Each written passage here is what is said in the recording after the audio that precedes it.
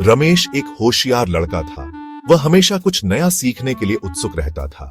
वो एक छोटे से गांव में रहता था, जहां हर कोई एक दूसरे को जानता था, जो हरे भरे खेतों के बीच बसा था। गांव की सुंदरता रमेश को बहुत पसंद थी। उसके पिता एक किसान थे, जो दिन रात मेहनत करते थे। गांव में जिंदगी साधारण थी, लेकिन उसमें एक खास सादगी और शांति थी। ज्यादातर बच्चे अपने परिवारों की खेतों में मदद करते थे, और रमेश भी कभी कभी मदद करता था। लेकिन रमेश को पढ़ना बहुत पसंद था। वह घंटों किताबों में खोया रहता था। वो गांव के स्कूल जाता था, जहां उसे पढ़ाई का बहुत शौक था। स्कूल छोटा सा था, बस एक ही कमरा, लेकिन वहां का माहौल रमेश को बहुत अच्छा लगता था। रमेश बहुत जल्दी सीखता था। वह हमेशा सवाल पूछता और नए विचारों को समझने की कोशिश करता। वो सबसे पहले अपना पाठ खत्म कर लेता था और फिर नई किताबें पढ़ने में जुट जाता था। फिर वो पुरानी किताबें उधार लेता था, ताकि और भी ज्ञान प्राप्त कर सके। वो गांव के बुजुर्ग के पास बैठता था, जो पहले एक टीचर थे। उनसे रमेश को बहुत कुछ सीखने को मिलता था। रमेश उन्हें पढ़कर सुनाता था, और वो कहानियों और पाठों पर चर्चा करते थे। ये चर्चाएं रमेश के लिए बहुत महत्वपूर्ण थी। रमेश गांव के बाहर की जिंदगी के सपने देखता था, एक ऐसी जिंदगी जो ज्ञान और अवसरों से भरी हो। वह जानता था कि शिक्षा ही उसे आगे बढ़ा सकती है। रमेश के परिवार के लिए जिंदगी आसान नहीं थी। वे एक छोटे से गांव में रहते थे, जहां सुविधाओं की कमी थी। वो गरीब थे और गुजारा करना मुश्किल था। उनके पास बहुत कम साधन थे, और हर दिन एक नई चुनौती लेकर आता था।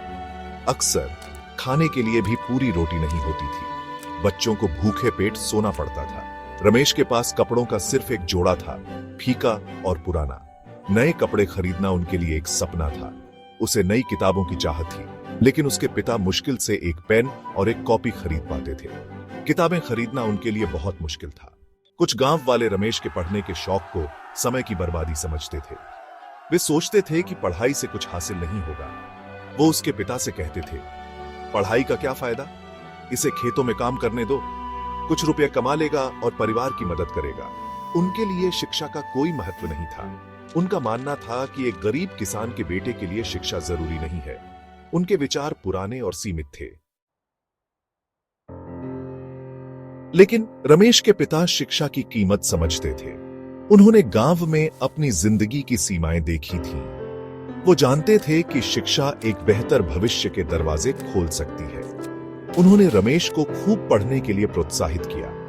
वो रमेश से कहते थे, दूसरों की बातों की चिंता मत करो, शिक्षा ही तुम्हारी असली दौलत है, ये तुम्हें आगे ले जाएगी। रमेश ने अपने पिता की बातों को दिल से लगा लिया। वो मन लगाकर पढ़ाई करता था, तब भी जब उसका पेट भूख से गुर्राता था। रमेश की मेहनत रंग लाई। उसने अपने गांव में रहते हुए भी पढ़ाई में कोई कसर नहीं छोड़ी। उसने पढ़ाई में बहुत अच्छा प्रदर्शन किया। उसकी लगन और मेहनत ने उसे गांव के बाकी बच्चों से अलग बना दिया। उसे एक स्कॉलरशिप मिली, जिससे वो शहर में अपनी पढ़ाई जारी रख सका। साल गुजर गए। शहर में भी उसने अपनी मेहनत जारी रखी और हर परीक्षा में अच्छे अंक प्राप्त किए।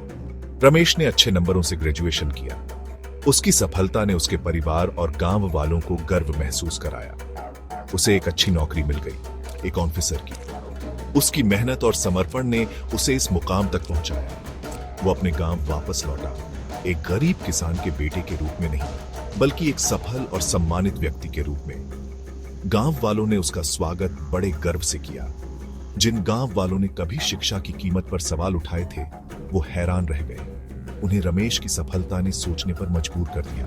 उन्हें आखिरकार सीखने की ताकत का एहसास हुआ। उन्होंने समझा कि शिक्षा ही वह साधन है जो किसी को भी ऊंचाइयों तक पहुंचा सकता है। उन्होंने रमेश में अपने बच्चों की क्षमता देखी।